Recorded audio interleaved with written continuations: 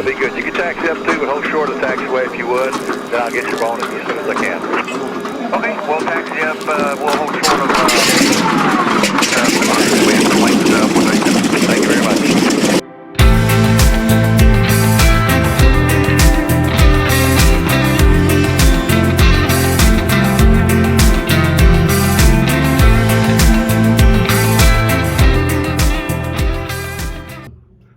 Olá pessoal, meu nome é Laerte Gouveia, bem-vindo ao Quinto Air Sports, a nossa revista eletrônica.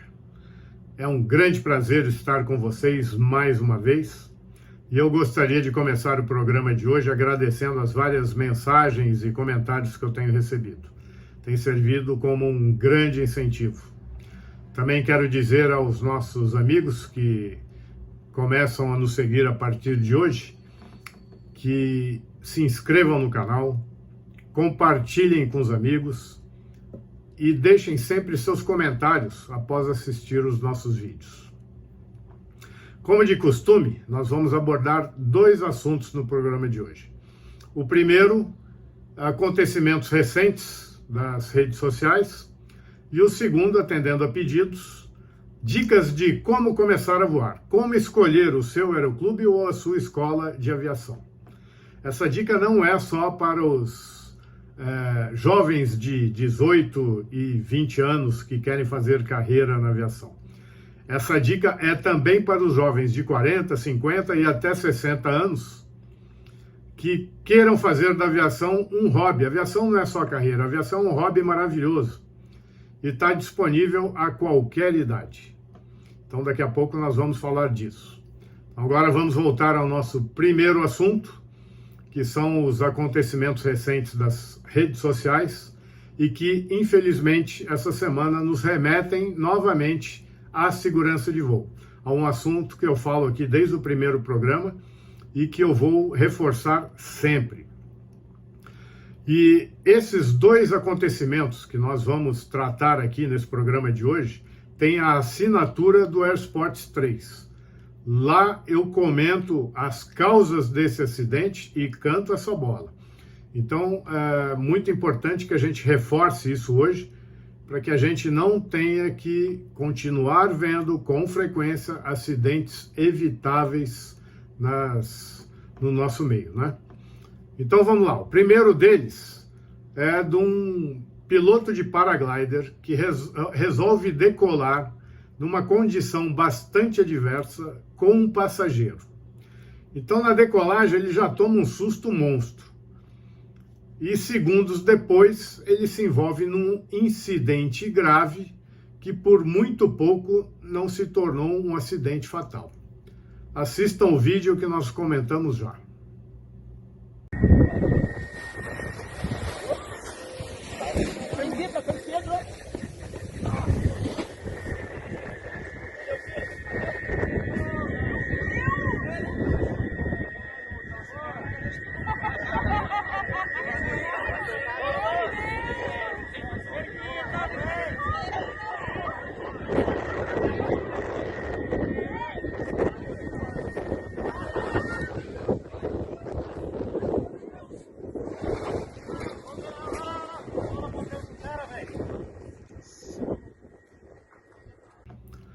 Vocês viram, pessoal?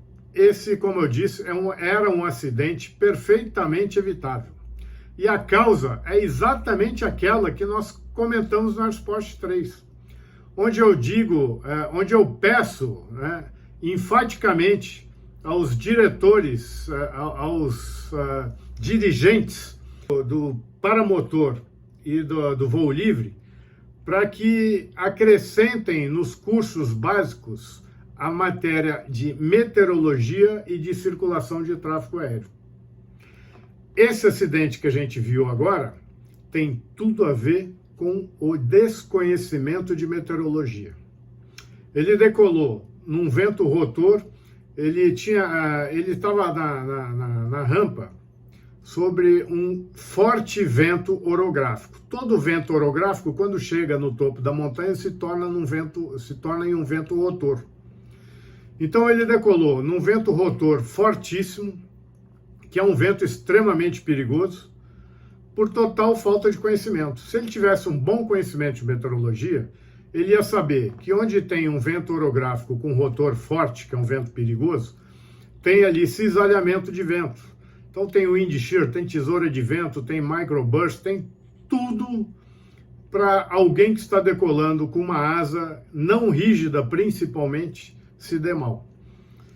Ali, então, teve a falta de conhecimento de meteorologia e teve também um pouco de falta de bom senso.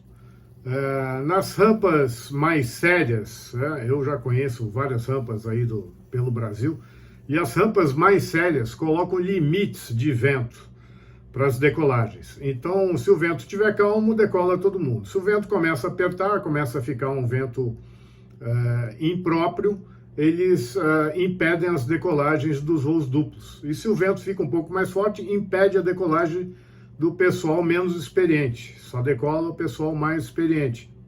No paraquedismo também é assim. Quando o vento está bom, salta todo mundo. O vento começa a apertar, para-se os voos duplos. Quando o vento aperta mais um pouco, não saltam mais os atletas categoria A e B, só os experientes. Então, isso é bom senso. Isso tem que ser aplicado em todas as rampas, né? Nessa rampa, infelizmente, não estavam aplicando esse critério e a falta de conhecimento de meteorologia que nós discutimos lá no Air Sport 3 se fez bastante presente nesse incidente. Então, eu vou terminar essa primeira parte pedindo mais uma vez que os nossos dirigentes, principalmente do voo livre e do paramotor, que obriguem a ter a matéria de meteorologia e circulação de tráfego aéreo nos cursos básicos. Vai salvar a pele de muita gente, garanto. O segundo fato que circulou essa semana nas redes sociais foi o desaparecimento de um RV-10 que estava voando no sul da Argentina com 3 amigos. E, infelizmente, esse avião desapareceu, até agora não foi achado, e tudo nos leva a crer que resultou num acidente. E a causa é também uma causa que nós discutimos no Air Sports 3. No Air Sports 3, nós comentamos muito sobre a importância do comandante dizer não. É de fundamental importância que o comandante diga não, contra a vontade do patrão, e nesse caso, que eram 3 amigos, que o comandante do voo tivesse dito não, porque o comandante do voo era o único que tinha carteira para voo internacional, era o único que tinha ICAO. Então, ele era o comandante do voo. Então, não sei qual dos 3 amigos estava pilotando, provavelmente era o dono do avião, mas ele era o comandante do voo. Ele poderia ter dito não, até porque ele mandou uma mensagem para a família com uma foto do satélite, onde ele mostra uma frente fria bastante significativa e comenta que ele não estava confortável para decolar. Então, a pressão que ele sofreu é a mesma que eu falo lá no Air Sport 3, onde os pilotos sofrem pelo patrão, né? Quando o patrão faz a pressão para o piloto decolar. E, nesse caso, a pressão foi praticamente a mesma, porque ele era amigo do dono do avião. O dono do avião queria decolar, ele sofreu uma pressão tremenda, acabou não dizendo não, e, infelizmente, eles acabaram se envolvendo nesse acidente. Eram 3 aviadores, 2 deles eu garanto que eu conhecia, porque eram amigos de amigos, principalmente o comandante, esse que tinha carteira internacional, que eu tenho amigos que eram muito amigos dele. Ele era um excelente aviador, muito experiente, né? E ele deixou-se levar por essa pressão, né, de não dizer não a um amigo, mas ele era muito experiente. Então, nesse caso, teve mais um fator que é o que eu quero também ressaltar aqui hoje. Nem sempre o limite está em nós, está às vezes no avião. Então, nesse caso, o limite não estava nos aviadores. Os aviadores eram aviadores de mão cheia. O limite estava no avião. Eles estavam com um avião experimental. Então, é um excelente avião experimental, inclusive apropriado para voos instrumentos. Só não era apropriado para voos em condições meteorológicas severas.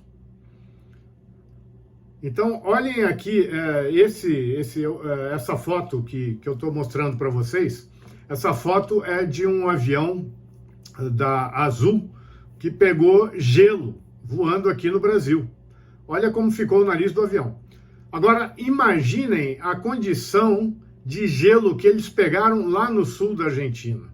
Eles provavelmente pegaram gelo do tamanho de bola de tênis, gente. E o limite do avião estava muito aquém disso. Esse avião é um avião, como eu disse, para voar em condições até instrumento, mas não em condições meteorológicas severas dessa forma, com gelo severo. Então, provavelmente, eles tomaram um susto muito grande e esse avião tem grande chance de ter desmanchado na camada. Então, eu quero deixar aqui reforçado o que eu disse no Airsports 3. Comandantes têm que dizer não. E acrescento mais uma coisa no programa de hoje. Observem os limites, ou o de vocês como aviadores, ou do avião. Se o seu limite estiver além do avião, respeite o limite do avião. Tá bom?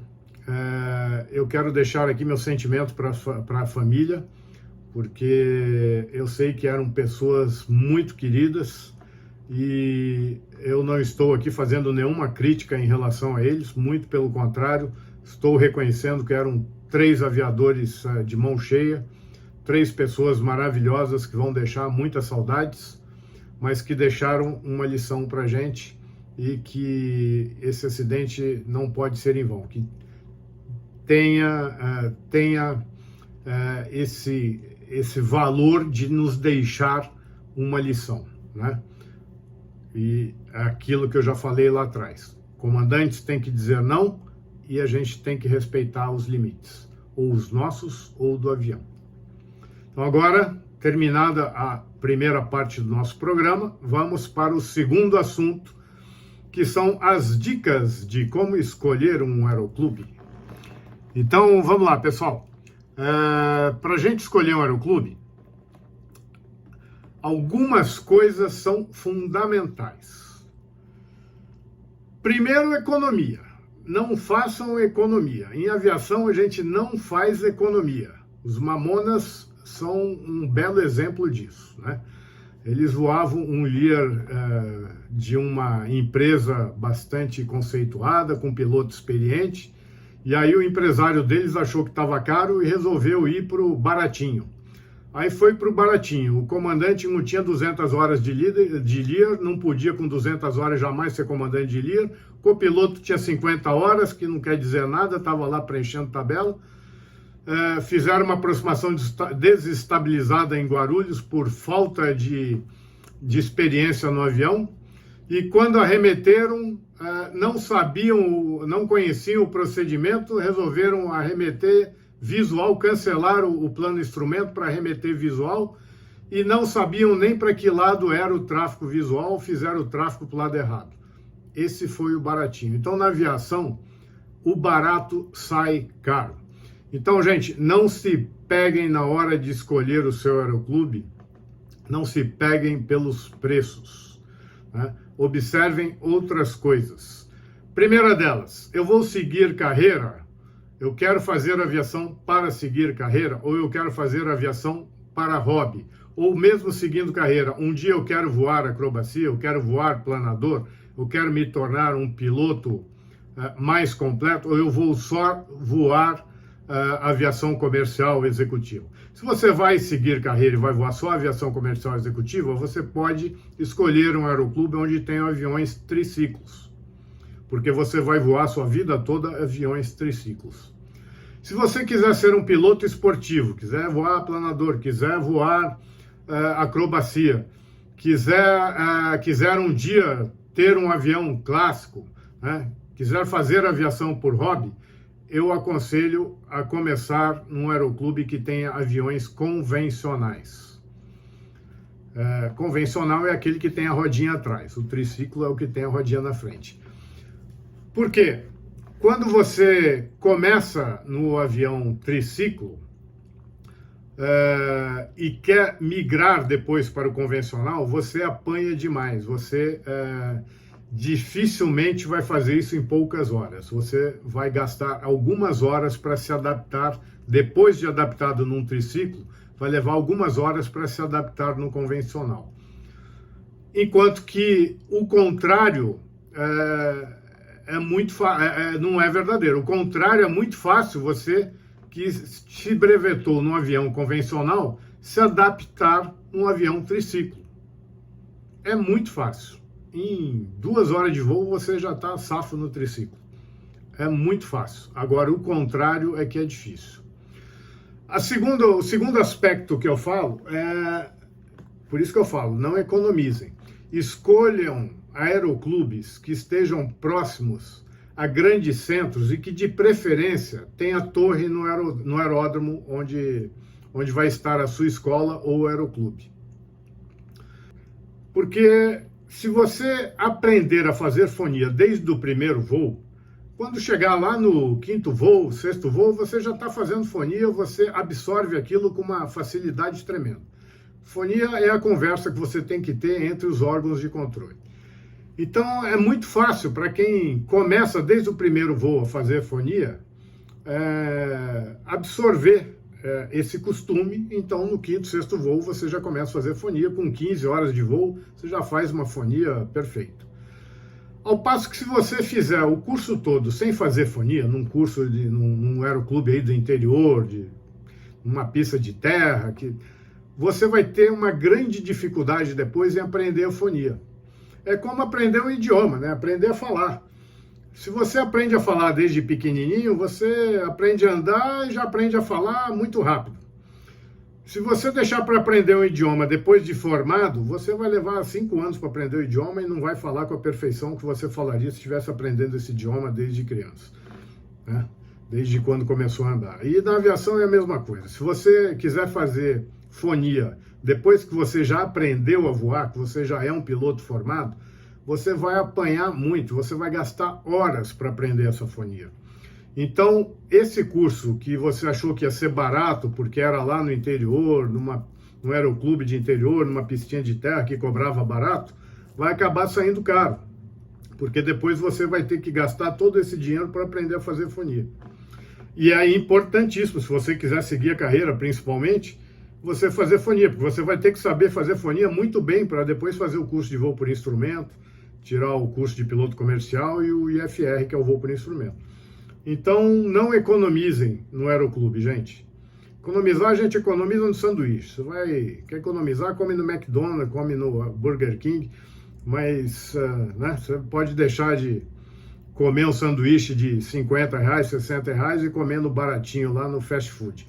Mas na aviação, o barato sai caro, né? Eu já citei o exemplo aqui dos Mamonas, o barato sai sempre caro. Então, na hora de escolher o aeroclube, não adianta achar que você está fazendo um grande negócio economizando, que você não vai estar fazendo. A outra dica que eu dou é escola de aviação ou aeroclube. Mesma coisa. Vai seguir carreira? Pode fazer escola de aviação. Porque você vai fazer escola de aviação, você vai fazer o PP, depois você já vai começar a voar com os instrutores para fazer o IFR, o multimotor, o PC, o IFR. Você vai estar sempre voando com os instrutores. Então você pode fazer todas as suas primeiras horas com o instrutor e vale a pena fazer numa escola. Se você vai fazer por hobby, eu aconselho procurar um aeroclube, porque o aeroclube, depois de brevetado, você entra de sócio, por isso chama clube, e você pode voar os aviões do aeroclube, sozinho ou com a sua família, né? Você pode usar os aviões do aeroclube para voar como hobby. Então, escola para quem está seguindo carreira, aeroclube para quem vai voar de hobby. É lógico que quem vai voar de hobby também pode fazer uma escola e quem vai seguir carreira também pode fazer o aeroclube, né? Mas para quem vai fazer a escola, dê preferência para quem vai fazer a carreira, dê preferência à escola, e quem vai voar de hobby, dê preferência ao aeroclube, por essa vantagem de depois poder se associar e voar os aviões, né? Para você fazer as suas horas complementares até o PC e FE, se você for querer tirar, e poder levar sua família para passear. Então, gente, essas são as dicas que eu dou para vocês hoje. Esse foi o nosso quinto Air Sports. Eu espero que vocês tenham gostado e espero vê-los em breve em nossos próximos vídeos. Um abraço a todos e até a próxima.